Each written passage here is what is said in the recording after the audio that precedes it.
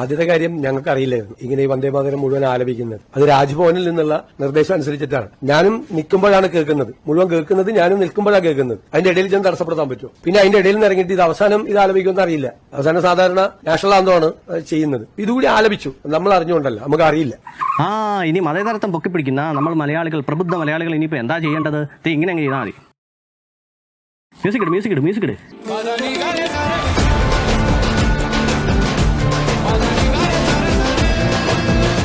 ഇങ്ങനെ അങ്ങ് വെച്ചോണ്ടിരുന്നേച്ചാൽ മതി. അല്ല പിന്നെ വല്ലവരുടെ കഷത്തിൽ കൊണ്ട് തല കൊണ്ട് വെച്ച് കൊടുത്തിട്ട് ഞെക്കരുതെന്ന് പറഞ്ഞിട്ട് വല്ല കാര്യമുണ്ടോ? അതായത് ആരെങ്കിലും പ്രീണിപ്പിച്ച് ഇതുപോലെ ഭരണത്തിലൊക്കെ കയറി കഴിഞ്ഞാലുണ്ടല്ലോ, ഇങ്ങനെ തല ഇങ്ങനെ കുമ്പിട്ട് ഇങ്ങനെ നിൽക്കേണ്ടി വരും. പറഞ്ഞിട്ട് വല്ല കാര്യമുണ്ടോ? അതേസമയം ആർജവമുള്ള ഒരു മന്ത്രിയാണെന്നുണ്ടെങ്കിൽ എന്താണ് അവിടെ തിരിച്ചു ചോദിക്കേണ്ടത്? പത്രസമ്മേളനത്തിൽ വെച്ച് ഒരു പത്രപ്രവർത്തകൻ ചോദിച്ചു, സാറേ വന്ദേമാതരം ഫുള്ളായിട്ട് പാടില്ലോ, സാറിൻ്റെ അഭിപ്രായം എന്താണെന്ന് ചോദിച്ചു കഴിഞ്ഞാൽ അപ്പോൾ തിരിച്ചു ചോദിക്കണം, വന്ദേമാതരം ഫുള്ളായിട്ട് പാടിയാൽ ഇപ്പോൾ എന്താ കുഴപ്പം, എന്താ നിന്റെ പ്രശ്നം എന്ന് തിരിച്ചു ചോദിച്ചാൽ തന്നെ കുഴപ്പം. ആ ചോദിച്ച വ്യക്തിയെ കൊണ്ട് തന്നെ ചോദിക്കണം എന്താണ് പ്രശ്നം, അതിനകത്ത് ദുർഗയും ലക്ഷ്മിയൊക്കെ വന്നതുകൊണ്ടാണോ നിങ്ങളുടെ പ്രശ്നം എന്ന് ചോദിക്കണം. അപ്പം മതേതരത്വം അവിടെ പോയി. മതേതരത്വം ഇവർ 24 മണിക്കൂറും പൊക്കി പിടിച്ചുകൊണ്ട് നടക്കുന്നുണ്ടല്ലോ. മതേതരത്വം എന്ന് പറഞ്ഞു കഴിഞ്ഞാൽ എല്ലാ മതത്തെയും ബഹുമാനിക്കണം, മതകാര്യങ്ങളിൽ ഇടപെടാൻ പാടില്ല, ഭരണകൂടം ഇടപെടാൻ പാടില്ലെന്നൊക്കെയാണ് പറയപ്പെടുന്നത് മതേതരത്വം എന്ന് പറയുമ്പോൾ.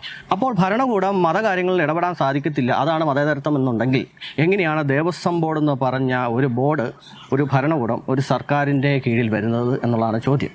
മതകാര്യങ്ങളിൽ ഇടപെടാൻ പറ്റുന്നില്ലാത്തവർക്ക് ദേവസ്വം ബോർഡ് നേരത്തേക്കും പിരിച്ചു വിട്ടാക്കണം. ദൈവത്തിൻ്റെ കാര്യം മറ്റുമൊക്കെ ഭക്തന്മാർ നോക്കിക്കോട്ടെ. എന്തിനാ എത്ര വിഷമിച്ച് മതേതര മൂല്യങ്ങൾ ഉയർത്തിപ്പിടിക്കുന്ന സർക്കാർ ഏറ്റെടുക്കേണ്ട കാര്യം വല്ലതും ഉണ്ടോ?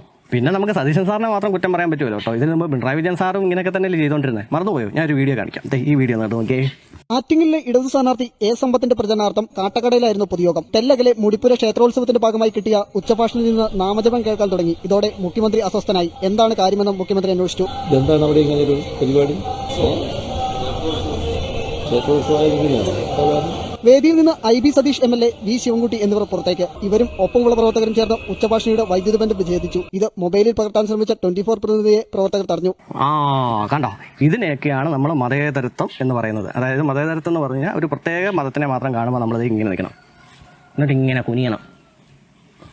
അതിനുശേഷം മറ്റു മതങ്ങളെയൊക്കെ കാണുമ്പോഴത്തേക്ക് അവിടെ നീ ഉച്ചഭാഷണിക്ക് മറ്റേ നാമജപം നടത്തുന്നോ, നിർത്താം അവിടെ എന്ന് പറയണം.